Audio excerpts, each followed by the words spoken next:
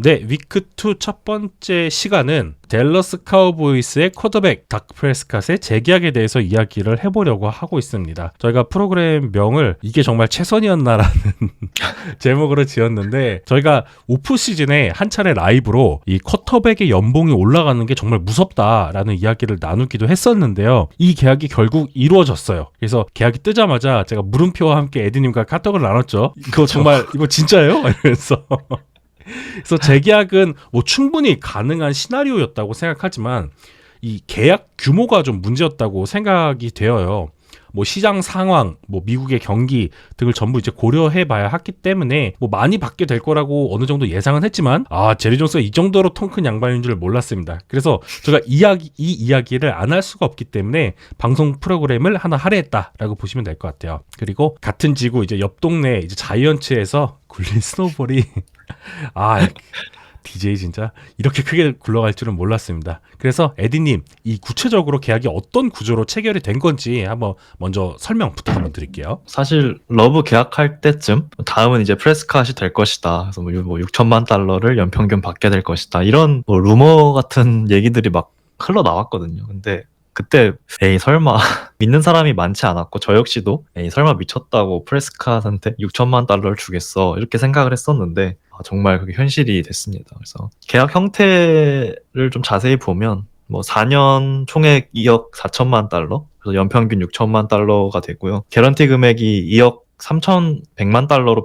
발표가 됐습니다. 근데 세부적으로 보면 당연히 여타 다른 계약들처럼 2억 3,100만 달러가 사인 당시에 바로 보장되는 것은 아니고요. 뭐 25시즌이 끝나고 26시즌이 끝나고 27시즌이 끝나고 뭐 정해진 기간이 지났을 때 점점 하나하나 이제 옵션이 보장이 되는 그런 형식이고요. 사이닝 당시에 지금부터 바로 보장해주는 금액은 사이닝 보너스 8천만 달러와 이제 25시즌 기본 샐러리 4,900만 달러를 합쳐서 이제 1억 2,900만 달러가 이제 총 보장이 되는 그런 계약 형태더라고요. 상당히 좀 괴랄하다고 해야 될까요? 요 25시즌 캐피트가 좀 굉장히 괴랄한데 지금 8,900만 달러가 잡혀 있죠. 어이쿠.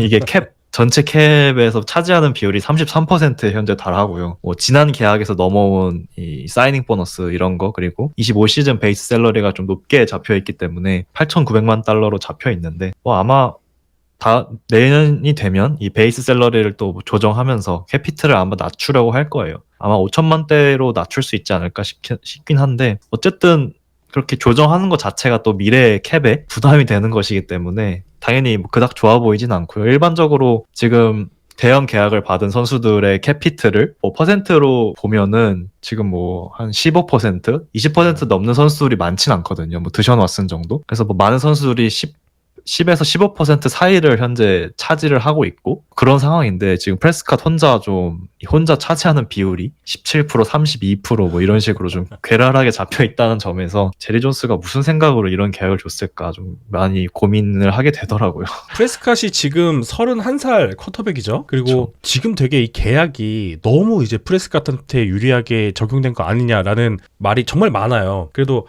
이 프레스캇을 좀 그래도 파헤쳐 보면 커리어 내내 그리고 되게 소리 없이 사라지는 숱한 쿼터백들에 비하면 그래도 좋은 활약을 보여주었었잖아요. 지난 시즌도 진짜 어떻게 보면 커리어 하이 시즌을 보냈다고 말해도 과언이 아닌데, 물론 정규 시즌만 놓고 봤을 때 그러나 이제 더 이상 프랜차이즈 태그를 사용할 수도 없고 2024년 시즌에 이제 계약이 끝나니까 카우보이스 입장에서는 좀 결단을 내린 것이라고 봐야 될 것 같아요. 그런데 오프 시즌 그리고 이제 그 전 시즌들의 어떤 쿼터백들의 계약 상황을 놓고 봤을 때 이 협상의 모든 주도권은 사실 프레스캇에게 있었다라고 봐도 무방을 하고요. 심지어 다음 이제 FA 그리고 다음 시즌 드래프트 클래스를 살펴봤을 때 아마 카우보이스 프론트 오피스는 프레스캇보다 좋은 쿼터백이 있다고 어떤 확신 또는 기대를 할 수 없었던 것 같아요. 그러면은 이 계약이 좀 이해가 잘 안 되긴 하는데 네, 어떻게 봐야 될까요? 저도 좀 약간 이해해 보려고 좀 역으로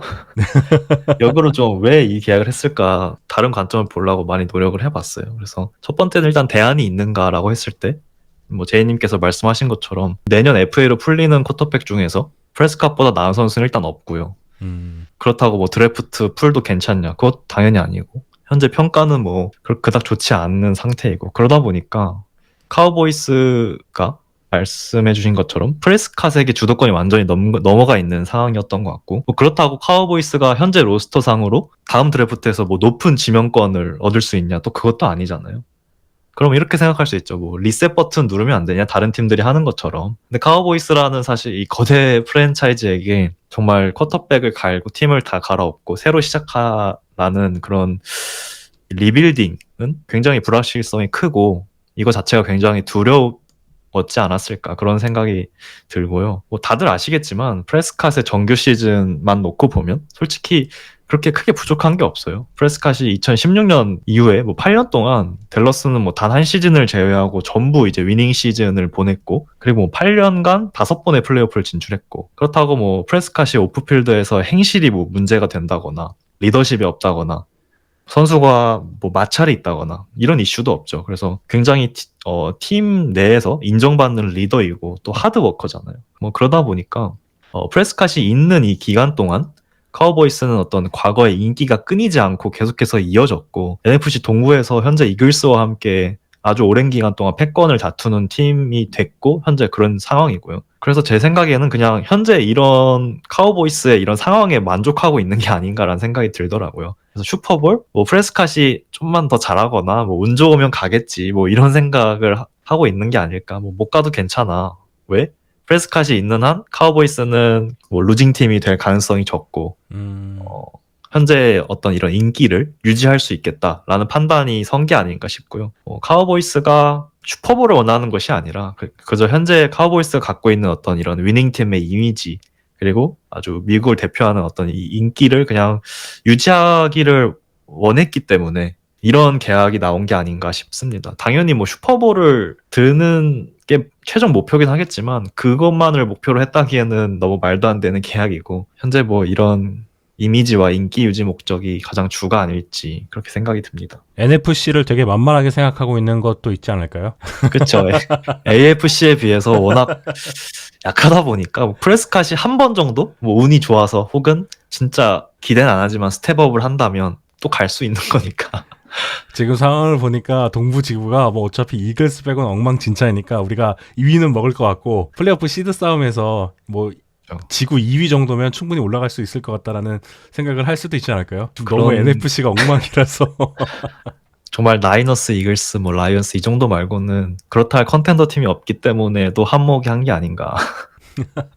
그래서 저 역시 좀 제리 존스가 쿼터백으로 방점을 찍고 싶은 생각은 아닐 수도 있겠다라고 그런 판단이 들기도 했고요. 이제 물론 플레이오프는 단판 승부니까 이렇게 중요한 순간에 무너지는 결점을 이 프레스캇이 극복만 한다면 그래도 기대해 볼 만하다는 건 좀 부정할 수 없을 것 같아요. 그리고 뭐 이번 시즌 첫 경기도 그 계약 이후 결과가 나쁘지 않았다고 생각을 하고요. 물론 완전 좋았다고 말할 수는 없겠지만, 그러면 여기에 좀 이어서 추가적으로 질문을 하나 더 드려볼게요. 그래서 어찌 보면 이 프레스캇만큼이나 카우보이스에서 기여하는 영향력이 큰 선수가 바로 디펜스에 있죠. 이 마이카 파슨즈인데요. 여기는 조금 더 까다로울 수가 있어요. 더 이상 이 사람은 라인베커로 보면 안 되잖아요. 근데 엣지에 해당하는 막대한 금액을 맞춰줘야 될 것 같은데, 그럼 카우보이스는 이 파슨즈에게 얼마 정도를 안겨주는 게 좋을까요? 일단 오펜스 최고 선수에게 6천만 달러를 안겨줬고, 그렇다면 뭐 디펜스 최고 선수에게 돈을 안 줄 수가 없을 것 같아요. 만약 여기서 돈을 안 줘버린다? 이거는 자이언츠가 했던 실수를 똑같이 하는 거라고 생각을 하거든요. DJ는 챙기고 바클린 챙기지 않은 그런 과오를 또 범하는 거라고 생각을 해서 분명 라커룸에도 영향이 갈 거고요. 아마 QB를 제외한 모든 선수 중 최고액을 받지 않을까, 저는 그렇게 생각을 하고 있고요. 현재 자말 체이스가 지금 저스틴 제퍼슨보다 더 달라고 하고 있는 상황에서 파슨스가 계약을 할 때쯤이면 아마 연평균 3,800만 달러에서 4천만 달러? 그 정도는 줘야 되지 않을까 싶은데요.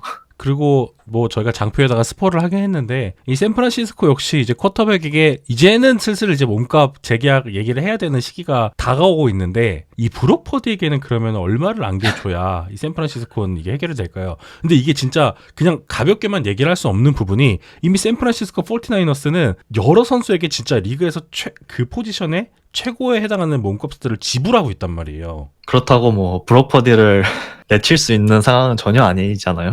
브록 퍼디가 어찌 보면 이 펜스의 핵심적인 역할을 하고 있고, 뭐 쿼터백이야 당연히 그런 인정을 받는 포지션이기 때문에 당연히 프레스캇이 6천만 달러를 받았으니까 계약은 당연히 여기서부터 시작이라고 생각을 하고요. 뭐 조던 러브가 그랬던 것처럼 트레버 로렌스의 5,500만 달러 그 계약을 그대로 이어받은 것처럼 6천만 달러를 받으면 오히려 전 나이너스가 감사해야 되는 상황인 것 같아요. 뭐 훈칩스님이 말씀해주신 것처럼 6,500만 달러를 불러도 할 말이 없거든요. 왜냐하면 브록 퍼디가 지금 커리어 어닝이 300만 달러인가 그런 걸로 알고 있어요. 지금 내 옆에서 뛰는 선수들 뭐 2,800만 달러, 3,000만 달러씩 받고 있는데 혼자 지금 300만 달러 받으면서 이 팀을 이끌어가고 있거든요. 아, 억울하죠. 그렇죠. 이 팀 지금 본인의 어떤 그 계약 때문에 이 팀이 굴러가고 있는 건데 당연히 이걸 인지하고 있다면 그 다음 계약은 솔직히 욕심을 부려도 나이너스 입장에서 할 말이 없지 않을까 싶은데 당연히 6천만 달러 시작이고 6,500만 달러 가도 뭐 나이너스는 줘야겠죠. 약간 디스카운트를 할 그런 명분이 없달까요? 그래서 이 샌프란시스코가 이제 퍼디와 계약을 할 때 또 이 영향이 다른 선수들에게 어떻게 미칠지 정말 좀 많이 궁금해지는 그런 시점입니다. 그래서 프레스캇에 대한 얘기는 여기까지 하고 다음 주제로 넘어가도록 할게요.